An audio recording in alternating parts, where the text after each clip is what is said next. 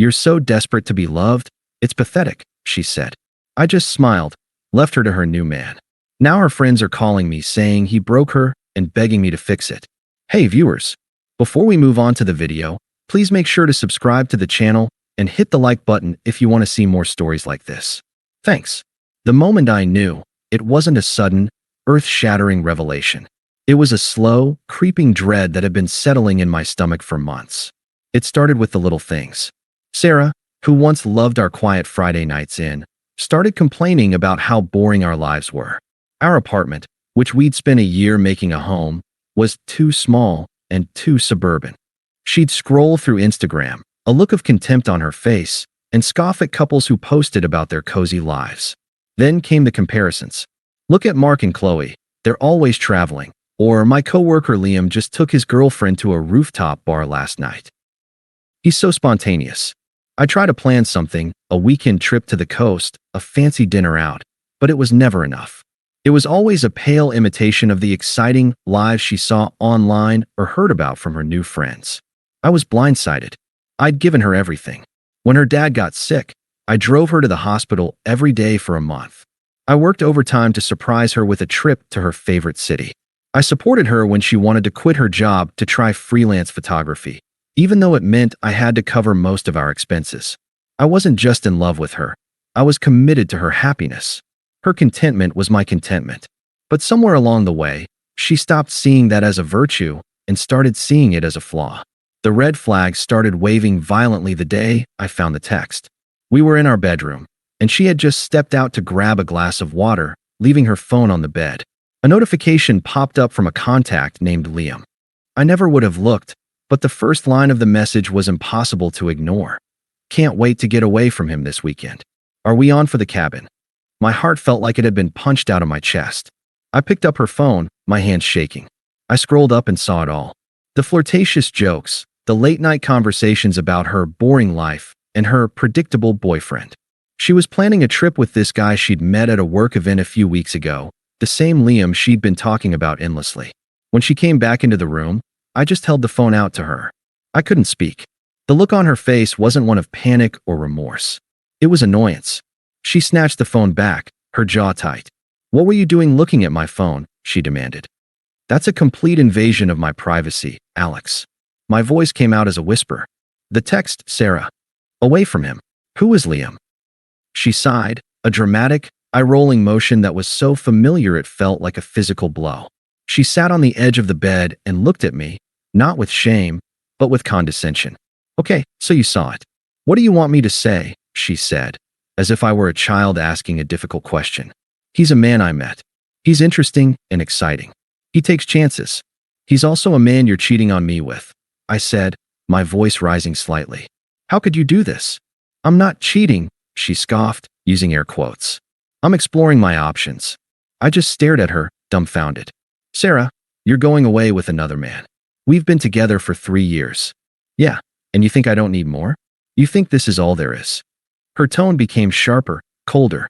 Honestly, Alex, you're just too easy, too available. You're the kind of man a woman settles for when she gives up on her dreams. My throat tightened. I felt like I was going to be sick. But I love you, I said, the words tasting like ash in my mouth. She let out a short, hollow laugh.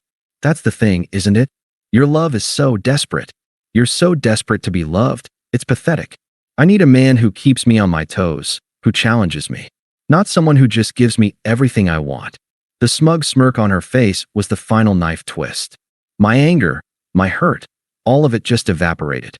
It was replaced by a profound, chilling sense of clarity. I wasn't angry. I was just sad. Sad for her. Sad for the person she had become. I didn't say another word. I just looked at her, and a small, sad smile touched my lips. It wasn't a smile of resignation. It was one of release. I saw the person I thought I knew for what she truly was. Cruel, ungrateful, and fundamentally broken. I nodded once, a single, quiet motion, and then I turned around, walked out of the room, and began to pack my bags. I left. I didn't yell. I didn't throw things or demand an apology. I just packed a bag with the essentials, a week's worth of clothes, my laptop, my toothbrush, and the box of old Polaroids from our first year together that I wasn't ready to let go of. The silence was the real killer. I walked past Sarah in the living room, who was sitting on the couch, pretending to be on her phone, and she didn't say a word. I didn't either. I just put on my shoes, grabbed my car keys, and walked out the door.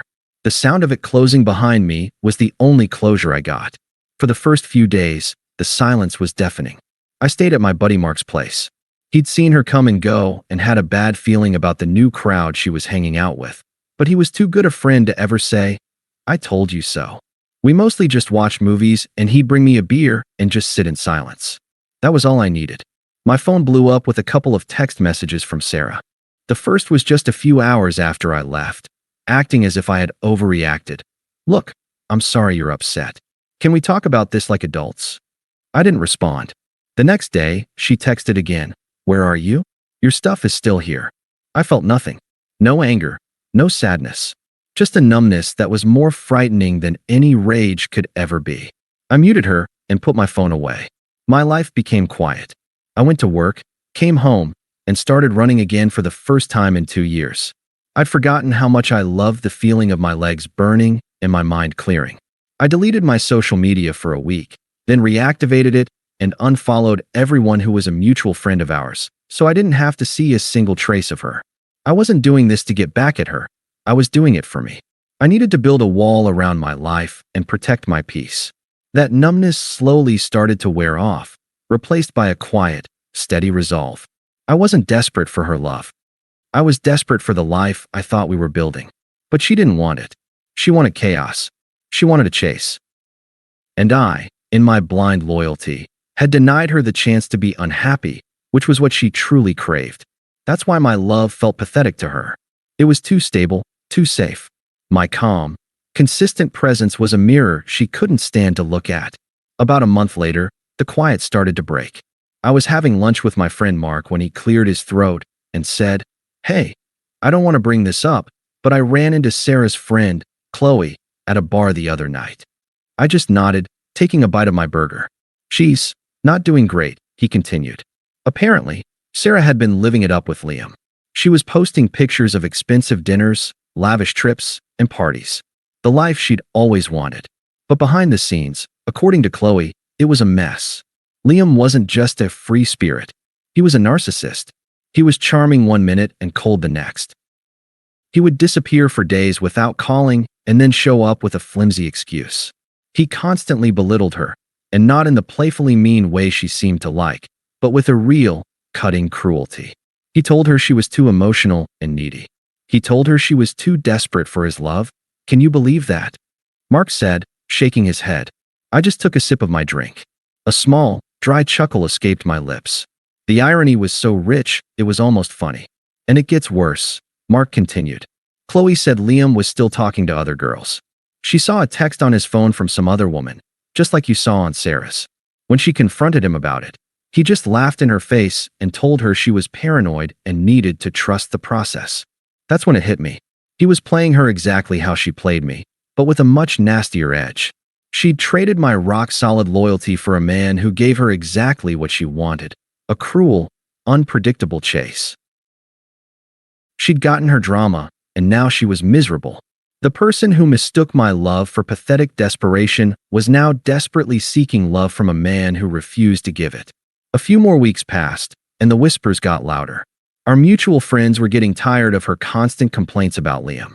She was isolated, and her friends were beginning to see the patterns.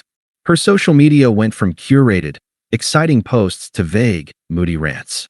The karma wasn't a lightning strike. It was a slow, public unspooling. She was losing her friends, her public image, and her mind, all while he was still out there, giving her just enough attention to keep her on the hook. It was a beautiful, tragic mess, and I wasn't even there to see it. All I had to do was sit back and watch from a safe distance as the life she'd wanted so badly came crashing down around her.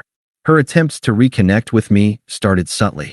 The first was a text, simple and innocuous. "Hey, it's Sarah. Hope you're doing well." It was the kind of text you send to a former acquaintance. I read it, felt nothing, and deleted it without responding. A few days later, she tried again. "Look, I know things were messed up. Can we please talk? I miss you." This time, I blocked her number. There was nothing to talk about. The person she was trying to talk to was gone. The person she was pretending to be in her texts was a stranger to me. The attempts escalated. I started getting calls from numbers I didn't recognize. The messages were left on my voicemail. A few of them were just her crying. Others were full of angry accusations. "Why are you ignoring me, Alex? What did I ever do to deserve this?" I'd just listen, a small, detached smile on my face, and then delete the messages. It was a perfect microcosm of our relationship. She created the problem, and I was supposed to fix it, even after she had already moved on. Then her friends got involved. I got a text from Qley, one of the friends she'd been hanging out with. "Alex, this is Qley. Sarah is in a really bad place right now. She's been so depressed ever since things ended with Liam. She said she made a huge mistake and she really needs you." I texted back, "Qley, I appreciate you reaching out, but Sarah and I are done. I wish her the best, but I'm not the right person to help her."